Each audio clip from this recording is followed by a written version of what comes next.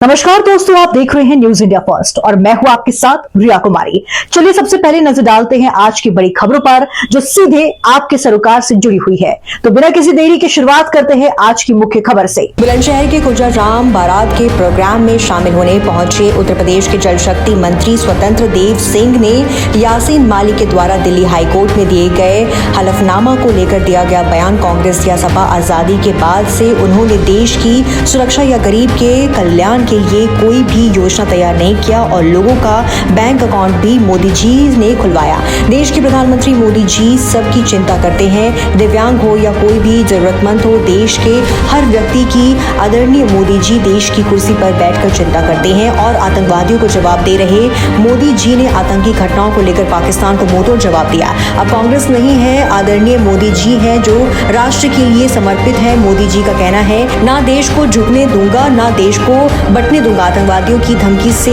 नहीं डरे मोदी, श्रीनगर के लाल चौक पर तिरंगा झंडा फहरा दिया और आतंकवादी कुछ नहीं कर पाए। कांग्रेस और सपा चाहे देश के अंदर हो चाहे राज्य के अंदर हो या आतंकवादियों का साथ देते हैं। मोदी सरकार ना आतंकवाद का, ना गुंडागर्दी, ना नक्सलवाद है। नक्सलवाद अब 126 जिलों में सिमट कर केवल 6 जिलों में रह गया है। राहुल गांधी के हाइड्रोजन बम पर बोले 2013 में प्रधानमंत्री बनने से पहले बिहार में एक रैली करने से पहले मोदी जी के कान में एयरपोर्ट पर कहा गया कि रैली स्थल पर एक बम फट गया, लेकिन फिर भी मोदी जी वहां गए और वहां की जनता को संबोधित किया। ये प्रधानमंत्री किसी बम से डरने वाले नहीं है। बुलंदशहर से धर्मेंद्र निगम की खास रिपोर्ट। इस तरह का प्रोग्राम आज राम बारात का शुभारंभ हमारे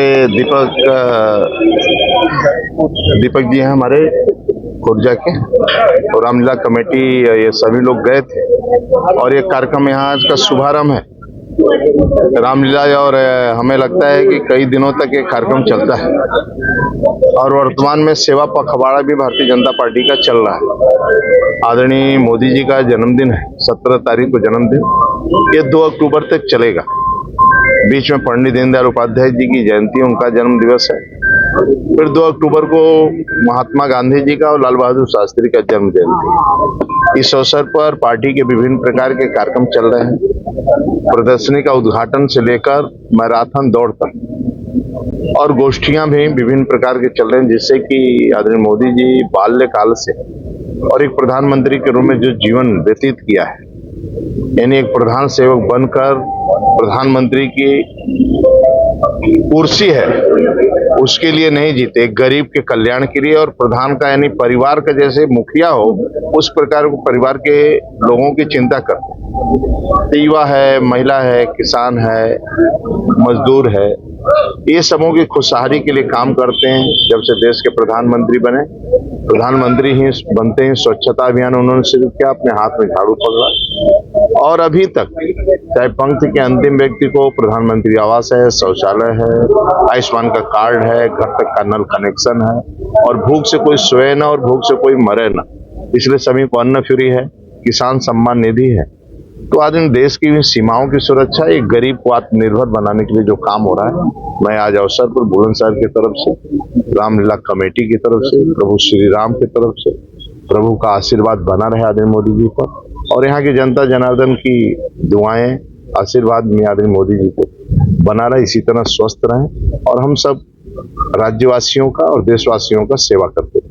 सर, आज यासीन मलिक ने हाईकोर्ट में एक हलफनामा पेश किया है जिसमें ये कहा है, यासीन मलिक ने ये हलफनामा दिया है कि 2006 में आईबी के जो chief VK Joshi Congress government में ये कहा गया था कि आप हाफिज सईद से मिले, जो कि लश्कर-ए-तोयबा का आतंकी संगठन का वो चीफ कहा जाता है, और उसके बाद जब वो पाकिस्तान से मिलके आए तो मनमोहन सिंह ने उनका धन्यवाद किया। इस पर सर क्या कहेंगे? देखिए, कांग्रेस आजादी के बाद जो कांग्रेस है या सपा, ये सब जो पार्टियां रही 17 के पहले, 14 के पहले, आपने देखा है गुंडागर्दी हो, चाहे बम फटना हो ताज होटल से, यानी न देश की सुरक्षा न गरीब के कल्याण के लिए कोई योजना नहीं थी। लोगों का बैंक अकाउंट में आदरणीय मोदी जी ने खुलवाया। आज दिव्यांग है, जिसको दिखाई नहीं देता, जो सुन नहीं सकता, जो चल नहीं सकता, आप जाइए तो कल मैं भी प्रयागराज में गया था, उस दिव्यांग के लिए, और जो बहरा है, सुनाई नहीं दे सकता, उसके लिए 6 लाख का इंस्ट्रूमेंट, मतलब उनके कान में मैं देखा, मैं पूछा कि कितने के आता है, 6 लाख के आता है। यानी पंक्ति के अंतिम व्यक्ति की इतनी चिंता करना, देश के कुर्सी पर बैठकर भी गरीब की चिंता करना, और आतंकवादियों की, यानी पहले जैसा नहीं कि उसका जवाब नहीं देगा। आप चाहे बालाघाट हो, चाहे आतंकवादी जितने भी तीनों गतिविधियां होंगी, सर्जिकल स्ट्राइक, एयर स्ट्राइक और अपने ऑपरेशन सिंह के माध्यम से पाकिस्तान को मुंह तोड़कर जवाब दिया गया है। अब कांग्रेस नहीं है, अब आदरणीय मोदी जी जो इस राष्ट्र के लिए समर्पित है, और इस राष्ट्र के प्रति न देश को झुकने दूंगा, न देश को बटने दूंगा। सौगंध मुझे इस मिट्टी की, वो कसम खाते हैं और इस देश की सुरक्षा करते हैं और सीमा को सुरक्षा करते हैं, गरीब की कल्याण करते हैं। आप देखे थे अपने बचपन, अपने जब गए थे 26 जनवरी को तिरंगा झंडा, आतंकवादियों ने कहा जिस माई का दूध पिया हुआ आकर तिरंगा झंडा फहराए। उस समय प्रधानमंत्री नहीं थे, उसी श्रीनगर के चौक पर तिरंगा झंडा फहराए, आज भी फहर रहा है और आतंकवादी कुछ नहीं कर पाए। इसलिए कांग्रेस सपा को आप तो अच्छी तरह जानते हैं, चाहे राज्य के अंदर देखा है, चाहे देश के अंदर देखा है, ये लोग सिमी का साथ देते हैं, आतंकवाद का साथ देते हैं, इसी तरह बोलते रहते हैं। लेकिन अब जमाना लग गया, न अब आतंकवाद है, न गुंडागर्दी है, न नक्सलवाद। यानी नक्सलवाद भी 126 जिलों से सिमट कर 6 जिले में रह गए, वो भी समाप्त हो जाएंगे। ये हाइड्रोजन बम लाए, ये कहाँ से आया है हाइड्रोजन बम? कहाँ है उनका दिखाई नहीं दे रहा, कुछ उनका दिखाई नहीं दे रहा है। और एक नेता ऐसा है, देश का प्रधानमंत्री एक नेता ऐसा है, जब अपनी रैली 13 में प्रधानमंत्री के पहले जब एयरपोर्ट पर बिहार में उतरता है तो कान में बोलते हैं सर रैली स्थल पर बम फट गए, और वह उस समय के मुख्यमंत्री और प्रधानमंत्री का कैंडिडेट कहता नहीं रैली स्थल के लिए कुछ करो, और रैली स्थल मंच पर जाते हैं और पूरा 45 मिनट स्पीच होता है और सुरक्षित जनता जनार्दन को संदेश देते हैं और चले आते हैं। ये प्रधानमंत्री किसी बम से नहीं डरने वाले हैं, और कांग्रेस कोई पार्टी नहीं है। आप तो देख ही नहीं रहा, दूसरे वैसा के सहारे चल रहे हैं, कोई है नहीं आगे पीछे।